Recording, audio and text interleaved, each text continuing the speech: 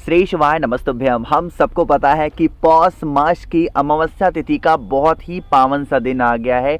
हमेशा से जो अमावस्या तिथि हुई है वो हमारे पितरों को समर्पित होती है, जिससे हमारे परिवार में पितरों का आशीर्वाद बना रहे और कभी कोई दिक्कत हमारे घर में ना आ पाए ना। और बहुत सारी बहनें अमावस्या का व्रत भी रहती हैं, जो कि बहुत अच्छा होता है। तो आज की इस वीडियो में बात करेंगे कि आपको जो व्रत रहना है या उपाय करना है या दान पुण्य करना है वो 19 दिसंबर को करोगे या फिर 20 दिसंबर को करोगे। इसी की बात हम लोग करेंगे। पूरी तिथि बहुत विस्तार से बताऊंगा, बहुत ही ध्यान से वीडियो को देखिएगा। साथ ही साथ इस पूरी वीडियो में हम लोग कुछ ऐसे उपाय के बारे में बात करेंगे जो कि आप सभी लोगों को अमावस्या तिथि पे करना चाहिए, ठीक है ना। बहुत ध्यान से सुनिएगा जो चीज़ें बताने जा रहा हूँ। स्क्रीन पर आप लोग को दिखाई दे रहा होगा यहाँ पर एक पंचांग। जब कभी भी आप लोगों को डेट को लेके आज तक कोई भी कंफ्यूजन हुआ है, मैंने हमेशा महाकाल की नगरी के उज्जैन के पंचांग के बारे में बातें की है ना। समझने की कोशिश करते हैं। स्क्रीन पर आप लोग को दिखाई दे रहा है एक पंचांग, जो कि मैं आप लोग को 2 दिनों के पंचांग दिखाऊंगा। मतलब 19 तारीख के पंचांग भी दिखाऊंगा और 20 को भी। पहले 19 के बारे में बातें कर लेते हैं। देखो, जो एक होती है वृहद तिथि और एक होती है दीर्घ तिथि। तो इसमें वृहद तिथि में क्या देखा जाता है कि जो वृहद तिथि होती है वो व्रत करने के लिए बड़ा अच्छा माना जाता है। ठीक, तो यहाँ पर टाइमिंग देख लेते हैं। क्या लिखा है? कृष्ण पक्ष की अमावस्या तिथि वृहद तिथि 19 दिसंबर को सुबह के 4:59 पे लग रही है और ये खत्म कब हो रही है? 20 तारीख को सुबह के 7:13 पर। इसका मतलब क्या हुआ?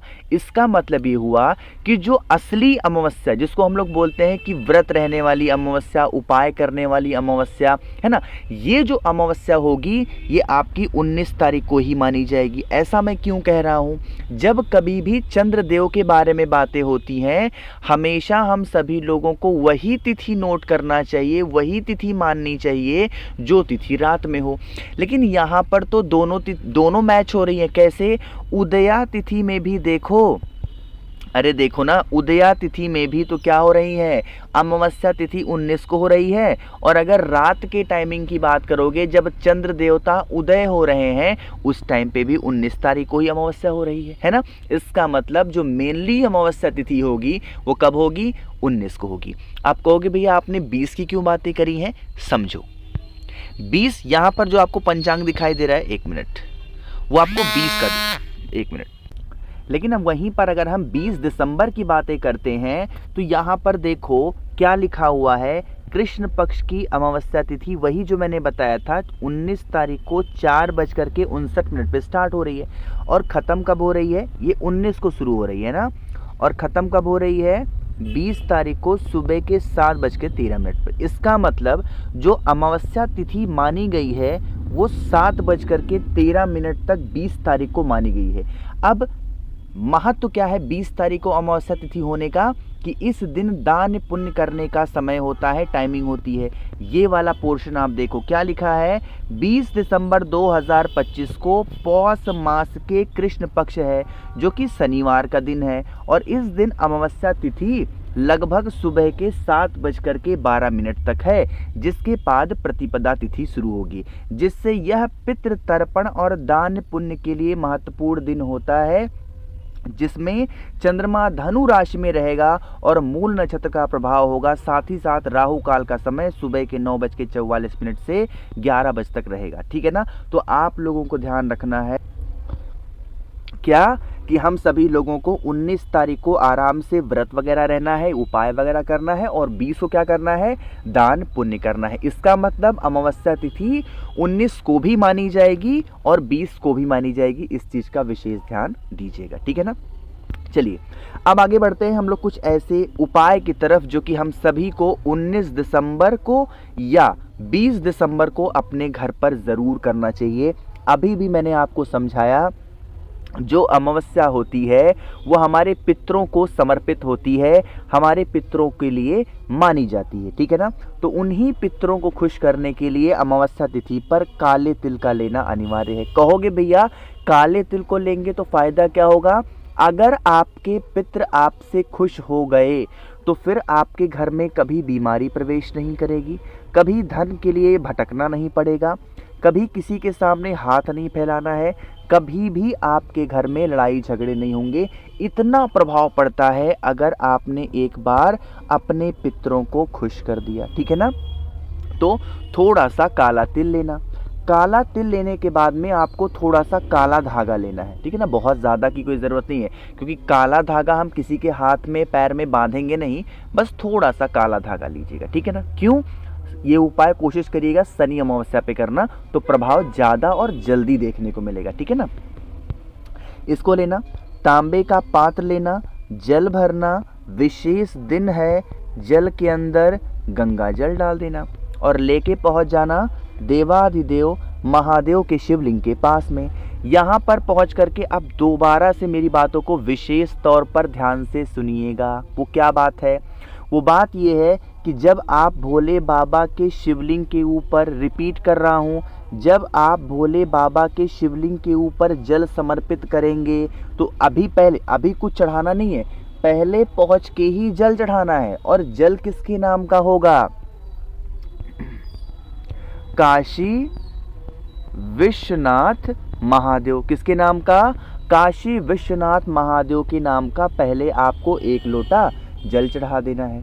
जल चढ़ाने के बाद में जो आपके पास में काला तिल है, वो पितृ देवता अर्यमा का ध्यान करना है। क्या नाम है पितृ के देवता का?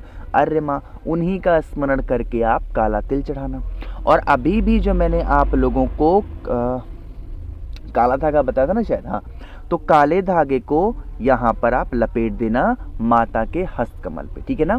लपेटने के बाद में अब आप उस काले धागे को वहाँ से निकालना और अपने घर में कहीं पर भी उस काले धागे को बांध देना, जिससे आपके घर में कभी पितृदोष लग ही नहीं सकते। हमेशा परिवार में खुशियाँ बरकरार रहेंगी, ठीक है ना। आगे बढ़ते हैं अब इस वीडियो के हम लोग अपने तीसरे उपाय की तरफ, जो कि हमें करना है मात्र 1 रुद्राक्ष के साथ में। कैसे करने हैं, कहाँ पे करने हैं, सारी बातें करेंगे। लेकिन सबसे पहले आप सभी लोग वीडियो को लाइक कर दीजिए, और जिसने अभी तक चैनल को सब्सक्राइब नहीं किया, मेरी आवाज़ आप पहली बार सुन रहे हैं, चैनल को ज़रूर सब्सक्राइब करेंगे, ठीक है ना। देखो, आज के टाइम पे हर एक फैमिली की, हर एक परिवार की बस एक समस्या बन गई है, और वो समस्या ये बन गई है कि लोग परेशान बहुत रहते हैं, ठीक। वो परेशान खुद से नहीं होते हैं, वो किसी को देख के परेशान हो गए, किसी की तरक्की देख के परेशान हो गए ना। इस प्रकार से अगर घर में प्रॉब्लम है, या आपको ऐसा होता है कि हम मन से तो अच्छा सोचते हैं, बट अगर किसी के साथ हम देखते हैं कि वो हमसे कम मेहनत कर रहा है और सफलता उसको ज़्यादा मिल रही है, तो हमें उससे जलन होती है ना। तो आप लोगों को इस उपाय को करना है। आप कोई सा भी 1 रुद्राक्ष ले सकते हो, कोई भी, मतलब कोई भी, 5, 6, 7, 8, 9, कोई भी रुद्राक्ष ले लो। रुद्राक्ष को लेकर के भोले बाबा के शिवलिंग के पास चुपचाप चले जाना है ना। यहाँ पर पहुँच करके 1 लोटा लेना, जल लेना, और उस जल के अंदर जो रुद्राक्ष था ना, उस रुद्राक्ष को डाल देना, ठीक। रुद्राक्ष को डालने के बाद में कलश को भोले बाबा के शिवलिंग के ऊपर से 5 बार घुमाना, और एक नाम बोल देना भोले बाबा का। क्या नाम बोलोगे? रामेश्वर महादेव के नाम से आप बस वही जल को रुद्राक्ष के साथ समर्पित कर देना, और आप यह कामना कर लेना कि हमारे घर में, परिवार में सुख शांति एवं समृद्धि का वास सदैव बना रहे। यही हमारी कामना है। करके देख लीजिए, कभी आपको जीवन में पीछे मुड़ के देखने की आवश्यकता नहीं पड़ेगी। आगे बढ़ते हैं। अमावस्या तिथि का दिन हो और ये उपाय के बारे में बात ना करूं, ऐसा कैसे पॉसिबल है? तो अगर आपके घर में किसी भी व्यक्ति को नज़र, टोने, टोटके, हाय बहुत ज़्यादा लगते हैं, वो इंसान परेशान बहुत रहता है, तो आप सभी को इस उपाय को करना है।